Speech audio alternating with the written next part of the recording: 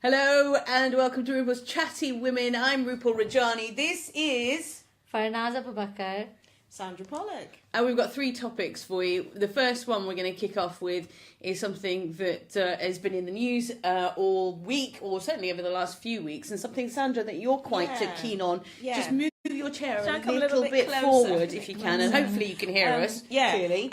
It's this new campaign that the government's bringing out to encourage parents of younger children to use pharmacies and pharmacies in place of doctors or A&E. Is it A&E? So that campaign, which I want to know what you think about that, because I don't particularly like it, but I'm quite opinionated. So taking your children to the pharmacy instead of the GP, that's what they're sort of suggesting, because the state of the NHS currently is under pressure. It is under pressure. And why is it under pressure? Why are we not funding it appropriately? Why are we not supporting it appropriately? And secondly, I personally think that this is, or I would put the question, is this another step on this road to privatising the NHS and to directing people elsewhere instead of maintaining the NHS? You're both parents. Farhnaz, how do you feel about it? Would you take your child to the pharmacy instead of the GP? No, because the pharmacists are trained to be pharmacists, not trained to be doctors. If they were trained to be doctors, they'd be doctors. Absolutely, yes. So isn't it putting more pressure on the pharmacist? Because he's only trained to dispense medicine, not to diagnose anything. Absolutely. And I think maybe the pharmacists, or if you are a pharmacist and you are watching this right now, you may slightly differ, because what I was hearing throughout the week was that pharmacists are trained to quite a degree to be able to recognise certain ailments and illnesses and whatever, and give you some basic information and basic advice. And if they feel that your child or whoever it is, if you go in, that you need to see a GP, then they can certainly recommend that. So if you are a pharmacist watching, and I know there are one or two that do watch, so let us know your thoughts on this if you are a pharmacist. But would you take your child, or perhaps would you go to the pharmacist yourself instead of going to the GP? Mystery voice, hello. Hello. I have a question on that. I know doctors have to have oodles of years of training. Is it 8 or in more? hospital, 8, and then trained to be a GP, so they've got years and years of seeing different situations. The pharmacist isn't going to have that knowledge. So I wouldn't go to a pharmacist with my children. I would go to a doctor. And I agree. And they're talking about young children. Now the thing is, with the young children, they're not always able to articulate what it is exactly that they're feeling or experiencing. Again, we go to the doctor because we're hoping that their many years of experience will be able to shed better light on whatever the situation is. So, I mean, if you're a parent of young children, would you be prepared to take your child? I mean, my daughter's youngest is 20, but I would still want her ultimately to check in with a GP. I mean, sometimes the medications are prescription only anyway. A lot of the medications that we like inhalers, they're prescription only medication. You can't buy it over the counter. So what would you do? You'd still have to go to the GP anyway, wouldn't you? It's just like, you go to the pharmacist and they'll only just redirect you to the GP. Yeah, so you say, what's the you might point? as well just go straight to the source. A pharmacist can't say, right, okay, you need an x-ray because we don't know whether this is asthma or something else, and a GP can, and the GP can refer, whereas a pharmacist can't do that. So you're all parents and you're all a little bit concerned about this. If it was something as simple as a cough or a cold, or something that could be treated quite easily. But you are making that assumption that what you're seeing is the cause.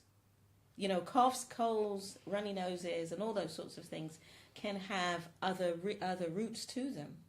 And that's what you go to the doctor to find out. I suppose, yeah. But if just say it was a runny nose and that, mostly people would reach for the Calpol or the paracetamol and that. But then after, if it's still persisting, then you would want to go to the doctor. Absolutely. But for things like, I don't know, indigestion and that, yes, you would probably want to go to Sainsbury's then and pick up some Gaviscon or something. You know. But those are for adults and not for young children. Yeah, for children I would risk Bina it. Sitharam's got a point to make. She says, think also gets easier with second child, etc., as you're able to better access from the experience. But I would question that, because I know that I've had experience of having to take a third child to the doctors, and you need to get this child to A&E because this is important. We don't know what's going on, and it looked like a cold or a cough, but it wasn't. It was something else. It was something much, much more serious. So you think they might have missed it if you'd have gone to the pharmacist instead? Interesting. Thank you for that, Bina. Thank you for your comments. Chandrika, thank you for joining us. Ange, thank you for joining us. Tej, also watching. Thank you for doing so. Make sure you share if you like what you see. Make sure you make comments about some of the subjects that we're talking about. So we're talking about taking your children to the pharmacy instead of the GP. It's sort of a big campaign. There's lots in the news about it, on the television, adverts and so on. Your thoughts on that, please. Tell us where you are, what you're up to, where you're watching as well. Sandra and Farhnaz with us here on Rupal's Chatty Women today.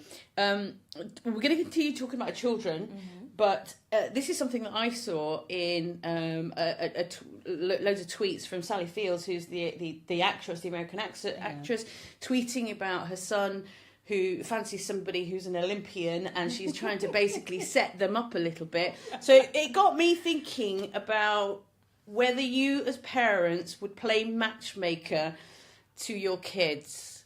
Sandra? Absolutely not. Wow, okay, why? Because I think at the end of the day, what happens in that relationship, no matter, you can't live that for the child. You can't go through that. You can't make those decisions, and however it turns out, they need to own it and they need to feel committed to it, and that they made that decision for themselves, not that they were corralled into it. No way, no. Farhnaz? My children are just not having relationships. They're not going to get married. They're staying at home. I'm not talking about this. But if I do, because I know my children as well, and what their likes and their dislikes and that. If there was ever a girl that I thought, oh, she'd be nice for my son, I might, but she'd have to be like, way up there with wings and a halo, maybe. But you're making an assumption there that it's, women that he fancies. We don't know. Yes, that's so true. Yes, it could be. Hey, Alex, Hitesh, and Smiling Occasions, thank you all for joining us as well. Love your thoughts. Wow, great people are online. Thank you for that. Look, so listen, if you are a parent, what would you do? Would you play matchmaker to your kids? Sandra says definitely. No. Farhnaz is like, they've got to be like an angel before anything. But the thing is, my children are no angels. That's the thing. So I you might want a poor angel to suffer then? I'd have to apologise beforehand, I think. But listen, what's wrong? What is wrong with introducing your children to somebody who you think actually they might be quite the kind of right person? But is it also... What's wrong with that? You need to trust your children to make the decisions that work for them. And yes, definitely. there will be people that come along and they are head over heels, and you thinking to yourself, no. But I would still not say do or don't do. I think it is my responsibility as a parent to give advice, to give support, to be honest about what I feel and what I see, but also to conclude that with, you need to make the decision because it's your life. What, and they're not going to thank you for it at the end if you say something, if you, Farhnaz, if you saw somebody that was, perhaps not the right person in your eyes for your son, I'd want to say something, but it'd be hard to keep my mouth shut. I think, it's how you say. Yeah, it's how you say, because even now there are situations that your children are involved in, and you have a different view. So what I sometimes would pose a question. I would say, have you considered this? or I've noticed that. Have you considered that? The end of the day, it is their decision. Is it a conversation you've had with your daughter? I mean, not about relationships. Would she ever perhaps say to you, Mum, I want a boyfriend, I want to find somebody, would you help me? No, she's never said, would you help? She has never said, would you help? Do you think she would appreciate any sort of help at any stage? I think she would like to know my opinion, but only if she really asked me for my opinion would I give my opinion. But I would still caveat that with, I love you, and whatever decision you make, I will support you. And you have to have faith in the way you've brought your children up to be able to make that decision. Yeah. Would love your thoughts on this, please. Pravina, thank you for joining us. Alex, mwah, big kiss back to you. Good to know that you're that you're watching. Hitesh as well. Thank you for tuning in. Love your thoughts. If you're a parent, or perhaps you were in that situation yourself where you were set up by or there was intervention from your parents, how did you actually feel about that? I think on many occasions for me, there were many occasions where parents did try, to set you up and go on a... What the hell, Mum? What were you thinking there, man? What? Plimsolls? He's coming plimsolls. I'm not married, somebody's wearing plimsolls. It happened. My mum tried Mystery it with voice. me 20, 30 years ago. And she says, there's this really nice bloke in London. He's a police officer. And I went, Mother, you want married? You get married. And then when I approached her about 5 years later, she went, do your own dirty work. Serves you right. Serves you absolutely right. If you like what you see, please make sure you share this. If you're watching it back later, you can also make comments. One final topic then is to do with Farhnaz, really. This is something that you decided to do last year. Sort of get out your comfort zone a little bit. Explain. Yes. It's always easy to say no to new things because your confidence is, you're a bit scared of, the unknown and things. So last year I made a conscious decision to say yes to new experiences within reason.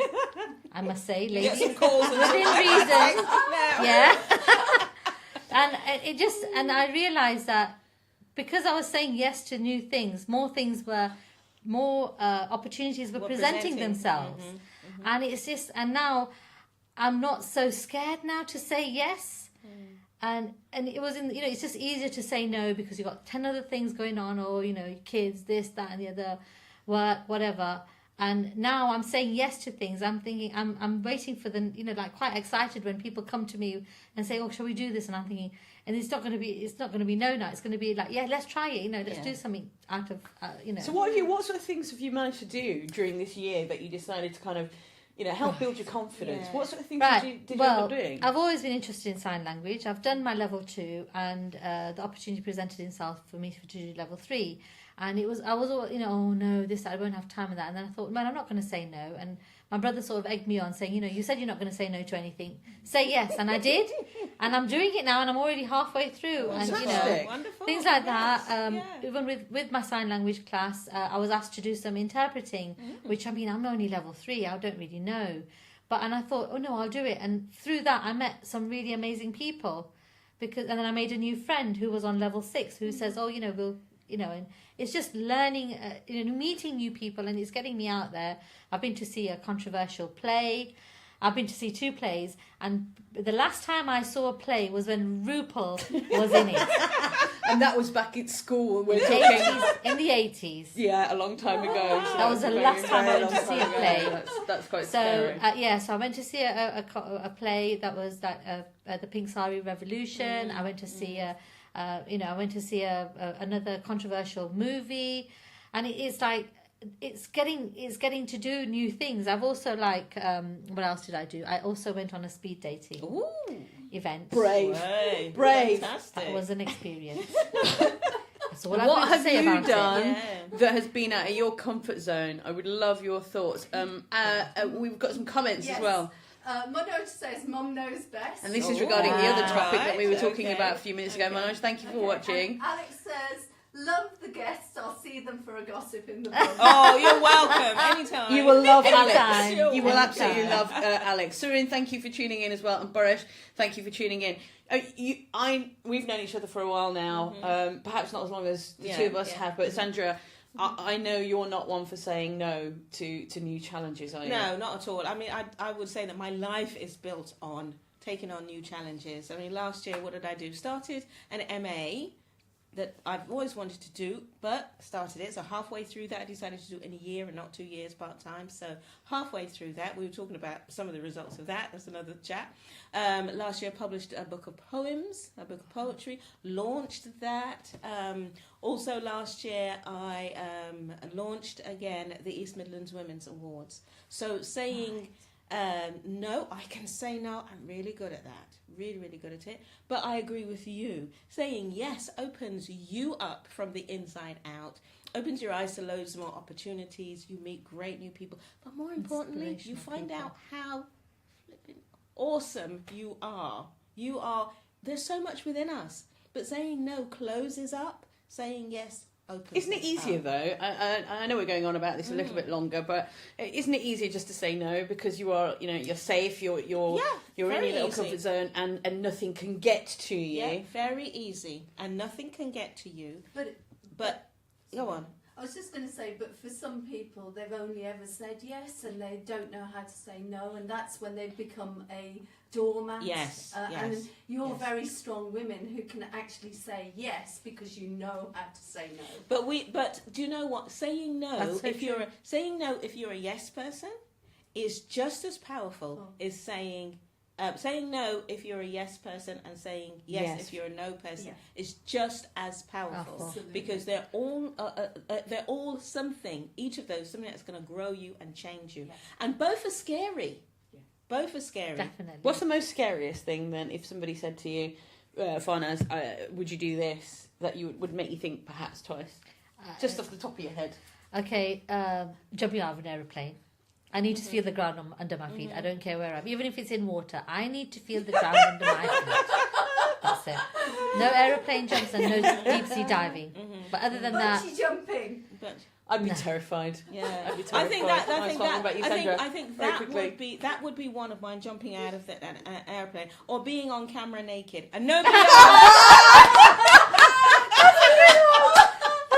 I'm sorry, Rob, thank you for watching, and Jamie as well, who's just tuned in. We are almost at the end of the show. I mean, listen, if you want to challenge this woman to being on camera, no. Who knows? Who dare you to do it? Dare you, Alex, and others like you, don't who are involved in radio and unless TV? You've got lots of money. She might do it, and Farhnaz might do anything. Jump a bungee jump. Yeah. Challenge us to do it. Well, I know Rupal's been in a tank. She's driven a tank. That was interesting. So that was. That's not scary. That's wasn't inspirational. scary. That wasn't I scary. jumped out of aeroplanes. Wow. You shut up, Wow. you. That's it from us. You've got my respect. Thank you, ladies, for joining us. welcome. We'll be Thanks back in a for couple of having weeks' us. time. If you like what you see, make sure you share it. Look for Rupal's Chatty Women on Facebook and also on YouTube. See you soon. Bye.